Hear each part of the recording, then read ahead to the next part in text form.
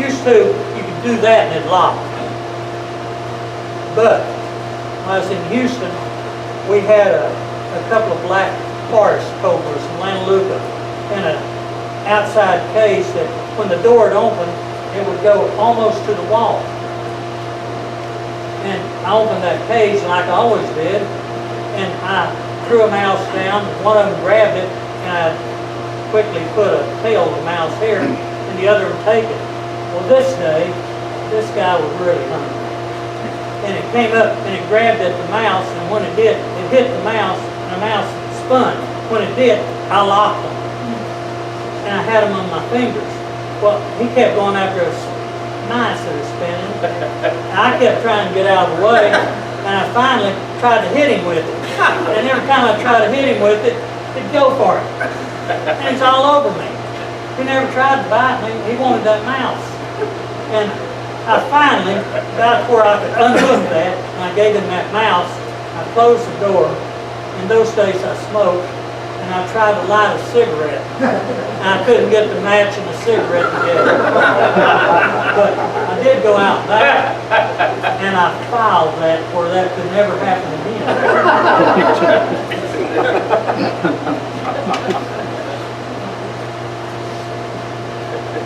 I say I just jump around.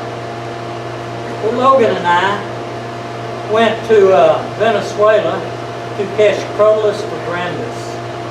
And I think the ones still here in the zoos probably are from that trip. And we had a big time. We rented a car in Caracas, and we drove to a place called the Llanos near the Orinoco River. And there was this little town, about maybe 10 houses. And in the center was a little park, and houses on each side. And we drove in there, and we showed pictures of a Crotulus vibrandus, and we said, we need some help in catching these, and if you'll help us, we'll pay you. Well, we had a bunch of their money, bolivars, and small bills, and we said, you catch one, and we'll pay you this much. And everybody in town went out, and everybody in town had a machete.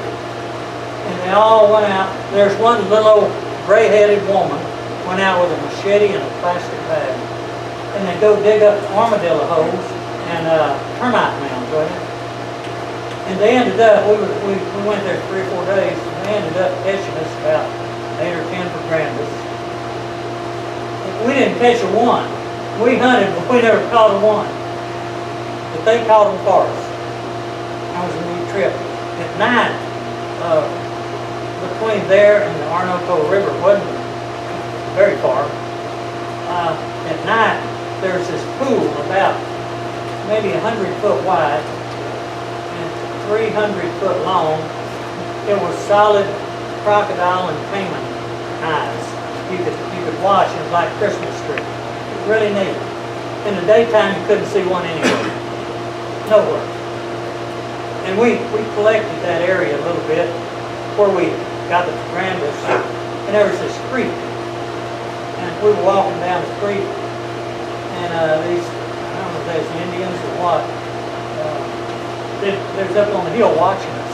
I saw them watching us, and I act like I was swimming. Well, they run past us, down in there, started swimming. I thought, well, nothing got them, so I went in behind them, and I was swimming. And I asked, do you have any alligators here? And they said, oh yeah, a lot of them. And I said, where? And they said, well, they're only here at night. Not the daytime, you can do anything you want that time. And we walked up this hill, and they lived in a very small shack. And they had a little piece of tin they cooked on. And they thought, since we paid for snakes, we'd pay for other things. And they brought a can, this tall, full of large scorpions. I don't know how many of them was in it, but it's full. They handed them to us and said, you want to buy these? And we said, no, we don't need those. So they turned them loose in the middle of their house. And they were all barefoot. And so we looked at them, we took some pictures, and I watched this guy barefoot, and a big scorpion get almost on his foot. He'd move his foot and crawl around his foot and go look at me and laugh. I don't know what happened there at night, but I think they slept on the floor. And there was half a dozen people in that family, and there's no way I'd stay in that house. That was interesting. But we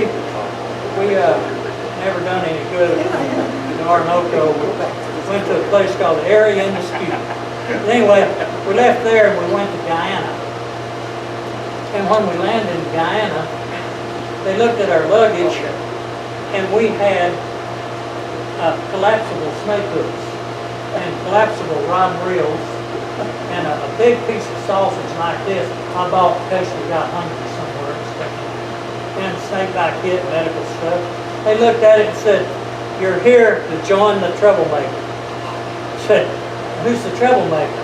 "You know who he is." "I don't know who he is." "Where are you going to stay?" "I don't know." "You're here to join the troublemaker." My name was Jones. That's when Jim Jones. So they put us in this glassed-in area and said, "Show us your money." And they counted our money and said, "You'll stay there and you tell us where you're going." And so we sit there wondering what to do, and this guard came by, and he walked by and he said the name of a rooming house. So I said, "We decided to get this rooming house." He said, "Okay, let's go." And we went there, and we said, "Hey, who is this guy? We got to meet him, because he's got a compound back in the forest somewhere, and maybe we'd stay there a couple of days with him." So we couldn't get anybody to take us. They said, "No, it's too far, and we're not interested."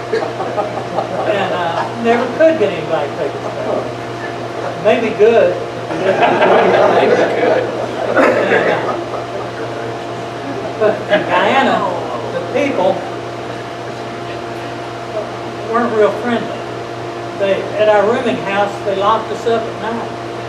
And they said, "Don't go outside after dark unless there's a group of them." So we waited on a group and we'd go eat. And they said that people walk up with a knife and take your watches and rings. And we decided we didn't want to walk around at night. But we found this cab driver that took us everywhere we wanted to go. And we went to a zoo, a very fine zoo. They thought we were on an expedition from the New York Zoological Society. That had happened years before. Well, they thought we were part of it again. So the zoo treated us good. But we ended up going to a museum, beautiful museum. Had all kinds of stuff on the Indians, the Amerindians. And it was various times in 1937. We went on this expedition, and here's all these Indians, and we traded things with them, and show pictures of them. They might have an arrow pointed at them. It's the neatest thing I've ever seen. And going up the steps was a picture of a vampire. And everybody thought vampires was there. We met a guy that was with he was a surveyor. And we asked him about it. He said, "Everybody here has something on their windows to keep the vampires away." And he says, "Now I don't believe all that, but I get it on my windows too, just so that everybody be happy." But there's pictures of vampires there. And we got about halfway through when we noticed three guys following us. Everywhere we went, they'd follow us, they'd look at us, and they wasn't looking at the stuff. We decided, they're going to rob us. So we kept looking until we got where we could see the staircase. And when we could see that staircase, we were gone. And they never could get near us. But we had a lot of fun on that trip. We went back and we got to our hotel in Caracas. And our room was a couple of stories up, and they had a real nice area that you could go out in the sun. Really nice. So we went out and we put these snakes out and we were taking their pictures. We got some good photographic pictures. And the woman cleaning the room came in and saw us, walked out and saw us with the snakes and was gone. And we said, "Well, let's go ahead and finish this because we're going to be thrown out of here. Let's get our pictures before it throws out." Within 5 minutes, here come a guy, well-dressed, suit and tie. He said, "I want to thank you for coming here and bringing your snakes. it's our pleasure to serve you in any way we can. And he thought we were something we wasn't. And he said, be sure, and whatever you do, you mention our hotel. And he said, is there anything you need? We said, no. He said, well, those are pretty snakes and lint. So we thought we hit the jackpot there. And while we were there, we went to this restaurant and ate, and I had migraine headaches, and I was sitting there rubbing my head. And this guy got up, and he said, pardon me, my name is Dr. Acosta, and I think you got a headache the way you're acting. I said, yes, sir. He said, well, I'm a chiropractor. And he said, I can help you. And in that restaurant, crowded restaurant, he moved everything off the table, laid me on the table, and gave me a treatment. And he said, you feel better? I said, yeah. Well, I didn't, but I wasn't about to tell him.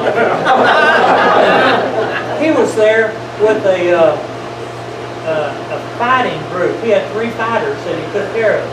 And we run into them on the elevator, and they were a little banged up. I said, how'd you do? We won all the fights. And later, I bet it's 2 years later, I saw him on national TV with his fighters.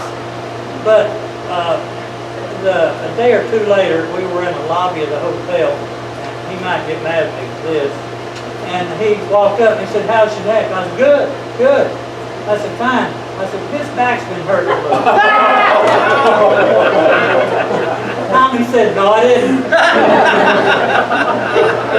He pulled Tommy off by his feet and laid him out there in the lobby in front of everybody and gave him a treatment. And Tommy's mad at me about 2 days over there. That guy was something. That was kind of a neat trip.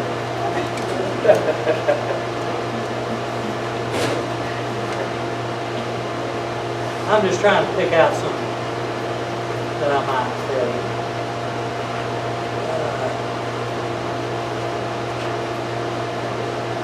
Now I know Johnny Banks in here somewhere, and we probably should have killed him years ago. He is famous for some of the stuff he pulled. And Fort Worth, he used to get me all the time. And there's this thing that a lot of people know about now, but it was good. I had this cart that I would, when I'd work with amphibians, I'd take that cart, and in it I had a little bowl with mealworms, a little bowl with pink mice, and then I had all my cleaning stuff, and I had this really nice Leucophalicus that would sit and ride with me. And I'd feed it a mealworm every now and then. And one morning, Banks came up and he said, let me see that toad. I said, He said, really, let me see it. I said, no. He said, I promise you I will not hurt your toad. I said, you better not. Really, you better not hurt my toad. I promise I won't hurt it. And he reached down gently and he looked at it and he said, ow, that SOB bit me. Threw it down, stomped, and blood and guts went everywhere. And I got mad and I jumped up in his face and he handed me my toad. He picked that DOR up on the way to work. And set me up. That took a lot of work. And then he did something similar to Ardell Mitchell with Bail Over. Yeah, things like the Bahamas one. Yeah. Danny and I went to the Bahamas and brought these llamas back. I had been Tommy Logan and Joe Oslo and I lived together, and they had a little screen house in the backyard. It was perfect for the iguana, except that the screen was rotten, and some of them got out. One of them had died for some reason, and it was in the freezer. Well, we're coming home from work one day. I don't know why Johnny was with me. I guess just to pull the trick. But anyway, we turned down our block and we come down the street, and there's an iguana. I can see it down the block, out in the middle of the street. So I race down there and get out, and it's dead. It's like, oh no! Somebody, my iguana got out and got run over or whatever. And I ran over and picked it up, and it was like an icicle. It was the one that had died a long time before, and he put it out in the street. One time when I was working in Waco, I went to Houston Zoo and picked up some animals in our zoo pickup. The bigger stuff I put in the back, and the smaller stuff I put up front with me. And up front with me was a welded wire cage, just big enough to fit the seat, about like this, and it contained a baboon. The baboon was big enough to hurt you. It wasn't grown, but I didn't want no part of it. And Banks happened to load that cage after dark. I should have checked it, and I didn't. And I got as far as Bryan College Station after dark, and I was driving through traffic, and I noticed the baboon was sitting there watching the traffic, like this, watching the traffic. I thought, what am I going to do?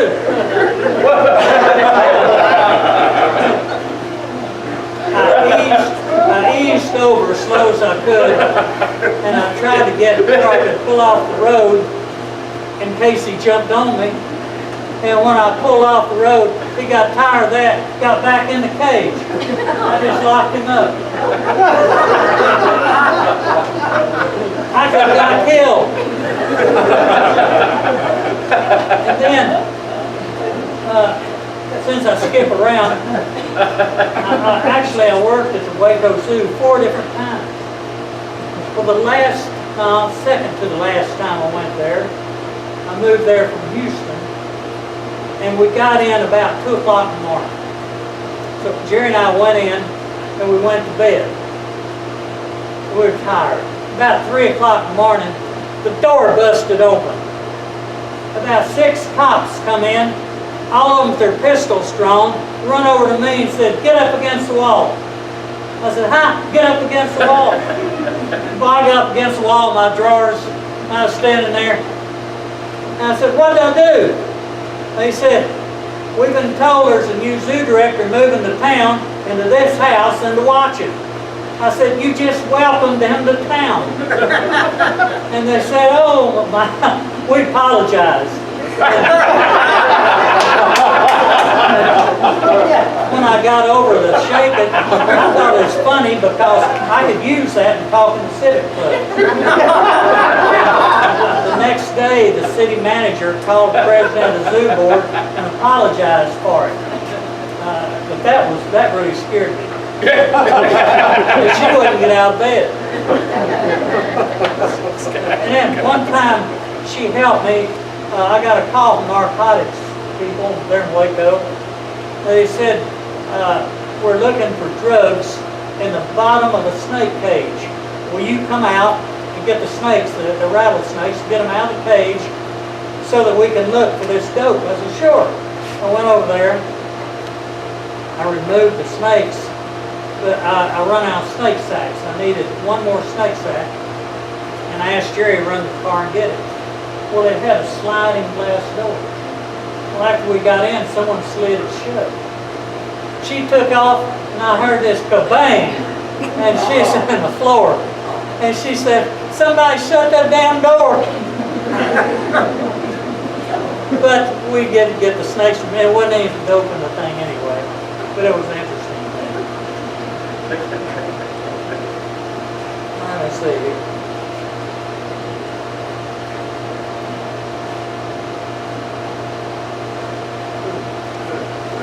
When I went to Houston, they were just about to get their first supervisor's jobs. Supervisor of a reptile house, small mammal building, bird department, and a mammal department. It just so happened that I was working a reptile house one time on Sunday, and Fred Stark, director of the San Antonio Zoo, called me. And he said, "I need a reptile curator. Are you interested?" I said, "Oh boy, thanks for calling."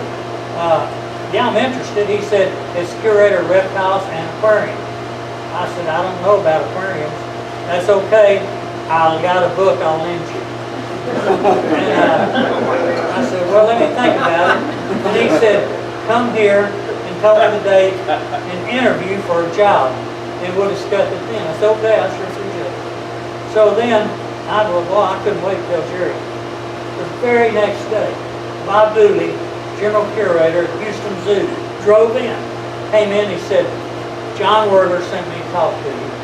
He wants you to call him and come to Houston. He wants to talk to you about a job. I said, you ain't gonna believe this. I got an offer from Red Stark yesterday. And he said, well, Werler wants you to come talk to him. So I said that on the same day. I talked to Stark. I said, let me think about it. And I went to Houston. And Werler said, well, I'd like to have you. Let me tell you this. I can't promise you anything except the zookeeper's job. Nothing else. Someday we may get supervisors' jobs in departments. And all I can promise you is a zookeeper's job, and that's in the mammal department. I said, well, I'd rather work for you as a zookeeper, mammal department, than anyone else, as curator. So I hired on. And I worked there in the mammal department for a month or so. One morning I was sweeping the front of the mammal deal. Werler came by, he walked by and he said, you're the new supervisor of the reptile house, get on over there. And kept going. And I went over there and he'd already told him, he was already mad at me because there was 3 guys and they'd all applied for it. So they didn't like it. So when I first went there, they said, since you're the supervisor and since you're supposed to have experience, we got a problem with our King Cobra. It's got eye caps. And we were told if we opened that King Cobra cage, whoever opened it would be fired. So I said, well, let's go look at it. I thought they might have something. And we went there and looked. And I said, okay, y'all get out of the way. And I hooked that king. It wasn't the biggest one in Fort Worth. This one was about maybe 10 feet. And I hooked it on the floor and I gently pinned it and I got its head. And I was sitting there trying to pull its eye caps.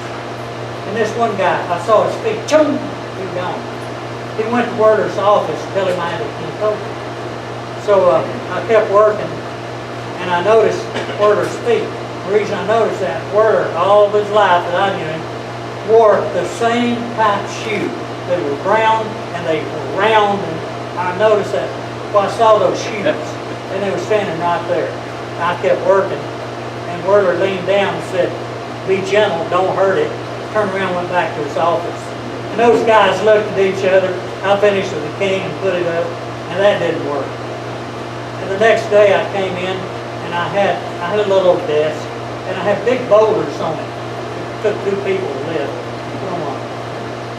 And the next day we had all of us had a section, I had a section, and we had these, you go inside and you turn these little deals and it would drain the water so you clean it. Well, my water had all been drained, and then somebody reported me a Werler that all my water's empty and I wasn't watering the snakes. And it took me a while, but I finally called Bill Mathis and talked him into coming to Houston and working. And who else? Banks, wasn't it? Banks, did I call you and get you to come to Houston? Yeah. Yeah. Logan came, but you came later, didn't you? I came